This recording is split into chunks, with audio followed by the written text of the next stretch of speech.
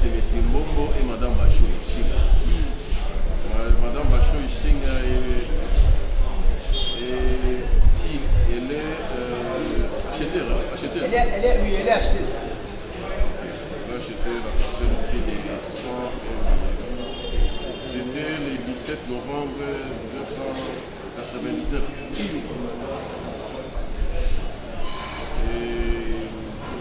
Que c'est les forces par rapport on a fait quoi? Nous avons estimé, matériellement, il faut considérer le papier lui-même. Oui.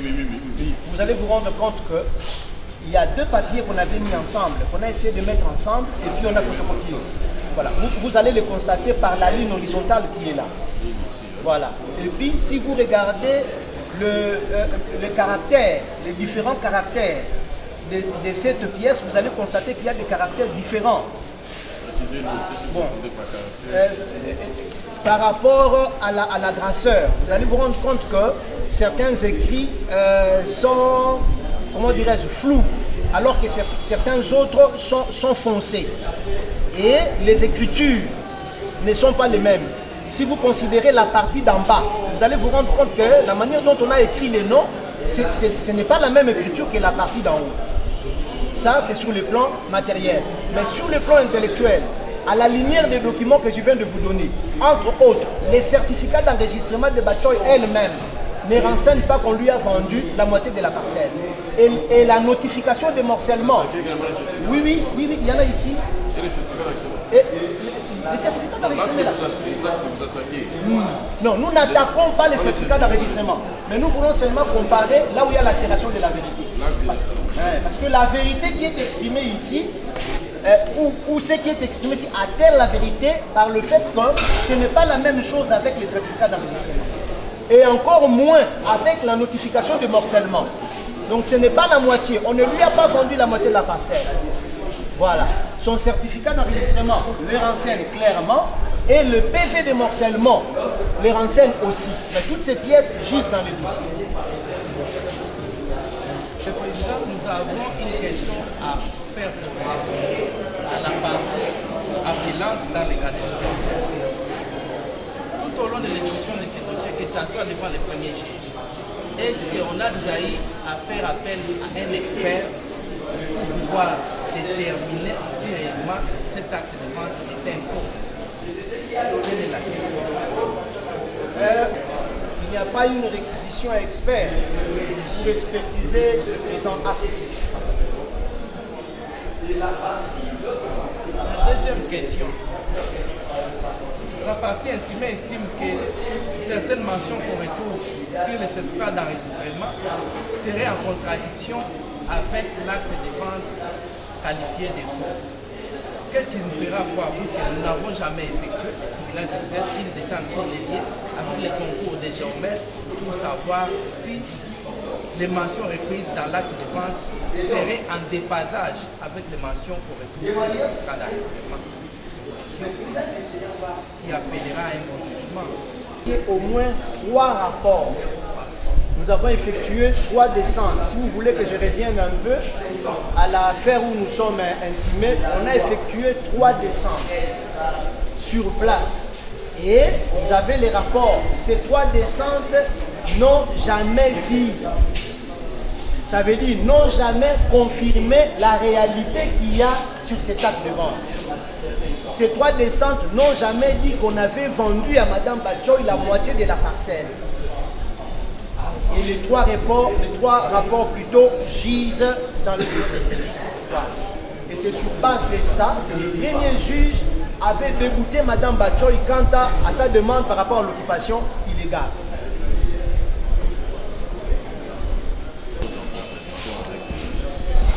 Les mentions contenues dans les certificats d'enregistrement. Par exemple, si votre tribunal le permet, si nous prenons le plan orienté de la parcelle, vous allez voir que la partie qu'occupe Bachoy n'est pas la moitié de la parcelle.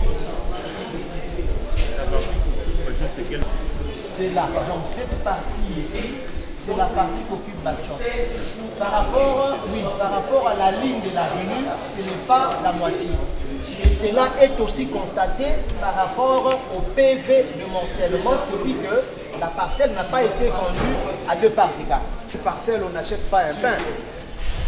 Quand on achète une parcelle, les éléments principaux des l'acte de vente, ce sont les mesurages et les bornages.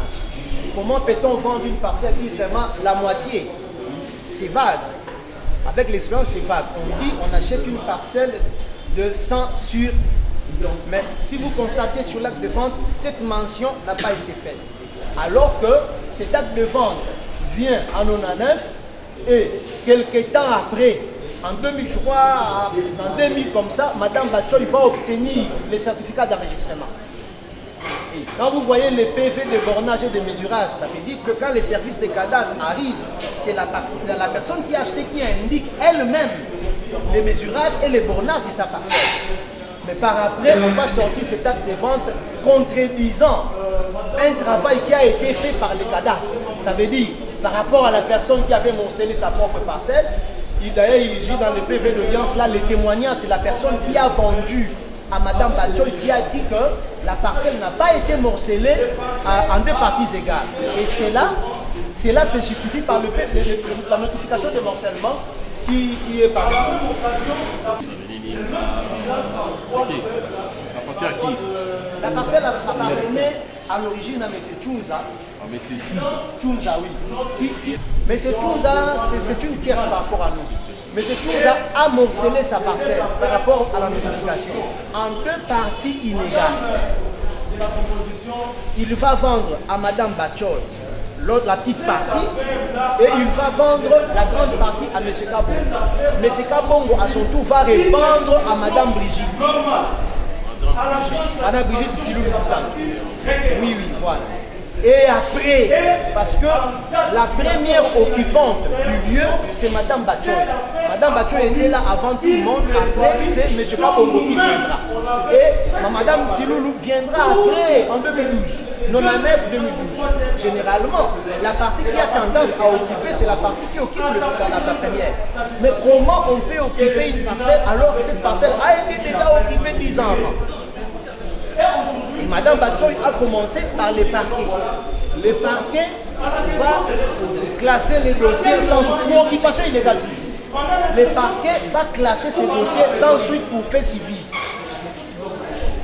Et nous sommes venus ici. En étant ici, Madame Batchoy va prendre les mêmes prétentions qu'elle avait apportées au parquet, au tribunal de paix. Par le principe du criminel tient les civils en état, il y avait une surséance ici, nous sommes allés devant. Donc la personne qui a dit parcelle à Madame Batchoy et à Kabongo. Oui, oui, à Batchoy avant et puis Kabongo après. Et Kabongo après. Kabongo qui est votre client. Kabongo qui est notre client. Et la personne elle est où? La personne que vous avez vendue. Tchounza est là. Si vous voyez le fait d'audience, il a été même convoqué comme témoin. Il avait témoigné que la parcelle a été vendue à 2 parties inégales. Et ces propos, ces propos ont été confirmés par la notification de morcellement. Et ces propos ont aussi été confirmés par les certificats d'enregistrement de Madame Batchoy elle-même.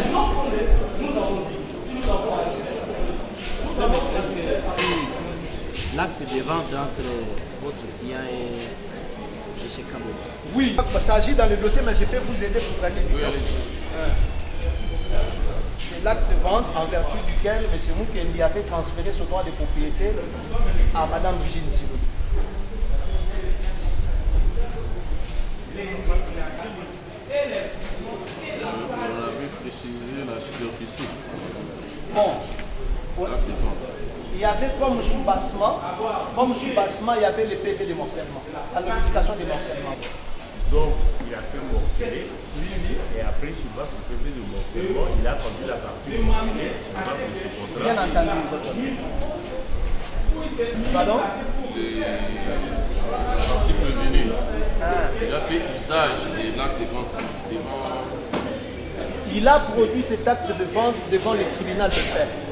le d'épée. Les premiers juges. Ça veut dire qu'une portion. Dans quel procédé? Sous RP, Oui, sous RP. les numéros. Le numéro sous RP. C'était sous RP 13 457. La date, vous pouvez donner la date.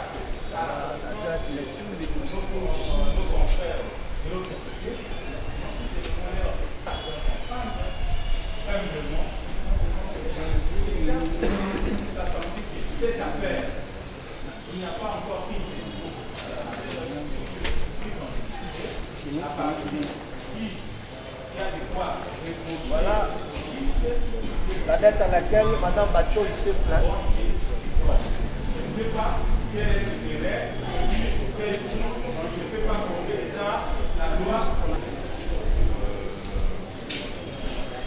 Quelle est la position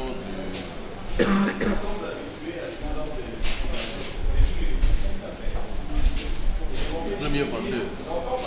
Le premier vendeur a vendu, a vendu Qu'est-ce qu'il a dit par rapport à ça? cette parcelle, cette partie ici à Madame. Le premier vendeur a dit ceci. Le premier vendeur a dit qu'il n'a pas vendu, il n'avait pas morcelé sa parcelle en deux parties égales. Non. La première partie, la partie que Madame Batcho a achetée était plus petite. C'est qui son nom? Il avait vendu à Madame. Chouza, mais c'est Chouza. Mais c'est Chouza. Je crois que son nom doit être. Donc ce n'est pas Boudou comme on a écrit ici. Mais c'est Chouza représentait M. Bodo qui à l'époque était déjà décédé. Je vais vous montrer un document ici. Monsieur Chouza représenté. M. Bodo était le représentant de cette succession. J'ai une pièce du conseil de famille que je peux vous montrer. Mon fils est décédé.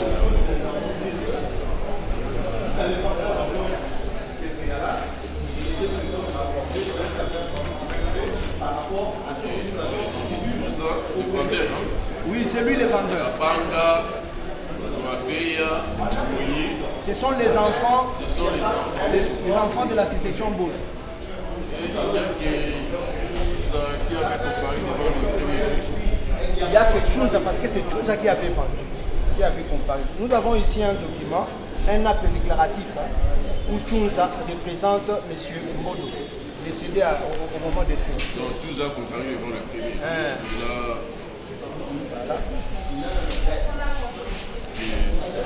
Il a déclaré que Il a Inga 5, origine inégale. Et cela se justifie par le PV de morcellement, encore par les certificats d'enregistrement que détient Mme Batchoy elle-même. Donc, ce sont les enfants de M. Bodo. Vous allez voir. Et ils ont dit quoi par rapport à cette date? Bon, ils n'ont pas comparu parce que la plupart d'entre eux se trouvent déjà à Moujiman.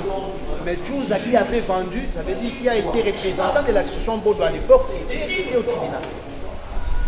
Selon ces pièces ici.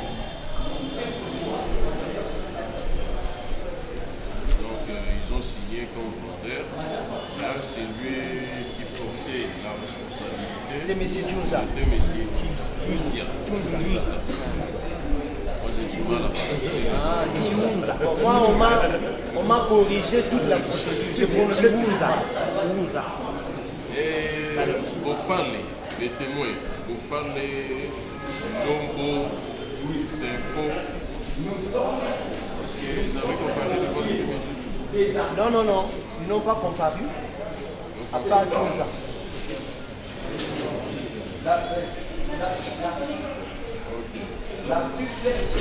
Et puis votre honneur, si vous essayez de comparer les signatures de certains héritiers dans cet acte-là, vous allez voir que ces signatures diffèrent de celles qui se trouvent dans les deux actes ici.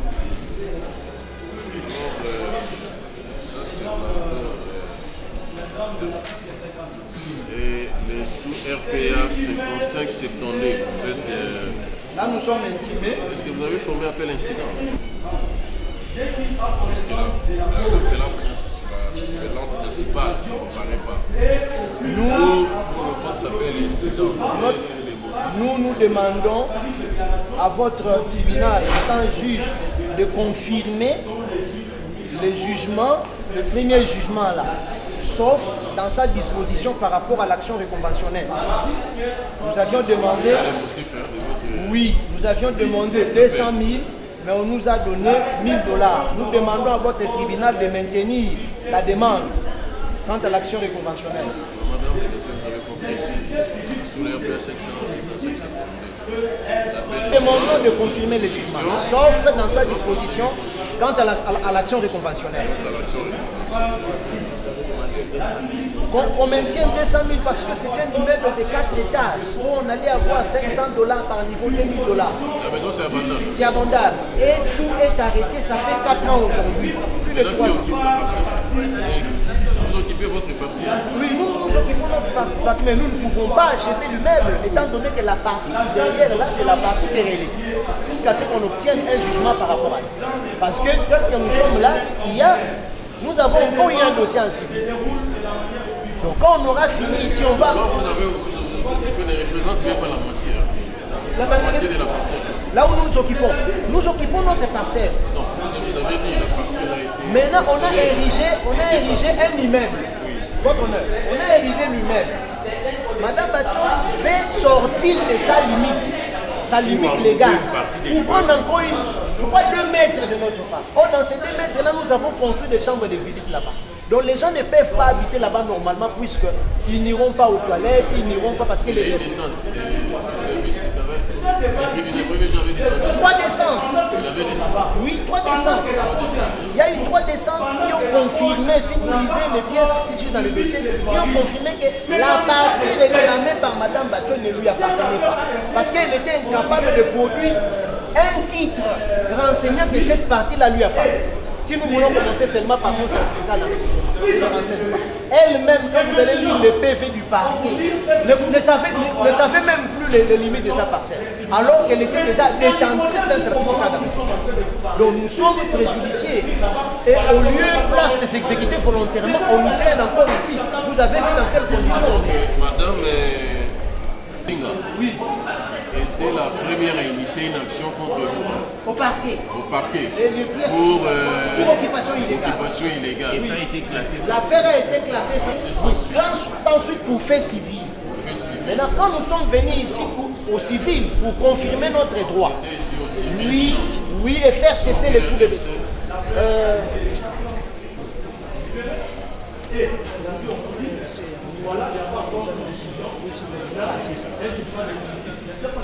Voilà, nous étions ici sous RC 30 634.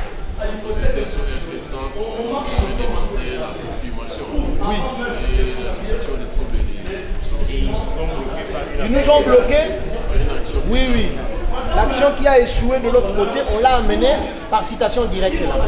Et vous connaissez le principe, on devait sursoir et bien. Vous avez aussi initié une action pénale. Là maintenant, nous avons initié l'action par rapport à l'acte de vente. Quand ils ont produit l'acte de vente, en vertu duquel ils réclament une portion de... Comme ça que nous avons attaqué cet acte de vente en fond et son usage. Et si les juges avaient décrété la séance? On était juste au début là. Ça veut dire, nous nous sommes présentés, l'affaire a été renvoyée au mois pour la mise en état. Dans l'entretemps, on va faire cette affaire. Quand nous revenons, le juge ne pouvait que sursoir. C'est clair. Pour le tribunal, vous avez parlé, on passe la parole ou bien vous avez des questions, des précisions pour faire Normalement, cette affaire serait tellement limpide si la partie intimée appelante, ça dépend des circonstances, était aussi présente pour nous faire entendre son fond de cause. Mais pour des raisons qui nous sont personnelles, il a voulu briller par l'absence qui a amené le tribunal à retenir les défauts sans charge. Et la partie intimée appelante développe ce moyen à travers une plaidoirie. Le tribunal et pour notre part, nous avons même estimé que la présence d'un expert pour l'analyse technique de cette pièce maîtresse, à savoir l'acte de vente, qui est attaqué en force, voire usage de faux, serait utile. Seul la partie intimée appelante, puisqu'il est à la fois appelante à la fois, a essayé de décrire devant les tribunaux que vous êtes en quoi consisteraient les faux qui ont eu à donner naissance à l'altération de la vérité. C'est juste un seul son de cloche qui pouvait à notre avis être confirmé ou infirmé par un expert. Pour notre part, nous estimons que l'appel ou l'expertise d'un expert s'avère vraiment impressionnable pour pouvoir faire. C'est quand on va vous passer la parole pour donner votre avis par rapport à l'appel, par rapport aux appels des partis. Nous serons obligés de le faire pour que les tribunaux puissent se faire comme ça. C'est une démarche. Donc, dans ces cas-là, les tribunaux suffisamment éclairés vont passer la parole.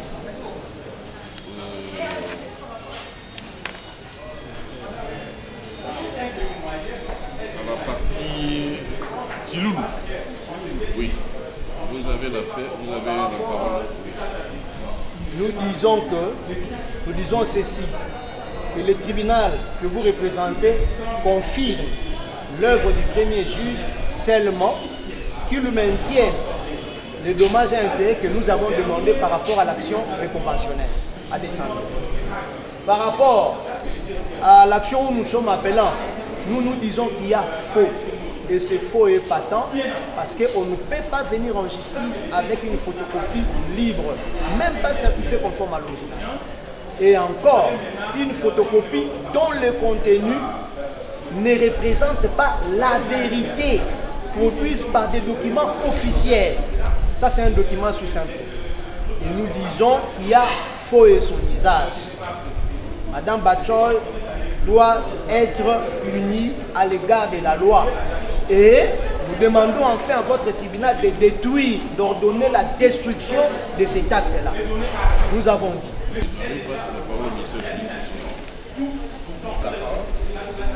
Monsieur le Président, nous avons en face de nous une affaire inscrite sous deux numéros RPA, à savoir RPA 5572 et RPA 5579, où l'une des parties est à la fois appelante et à la fois intimée.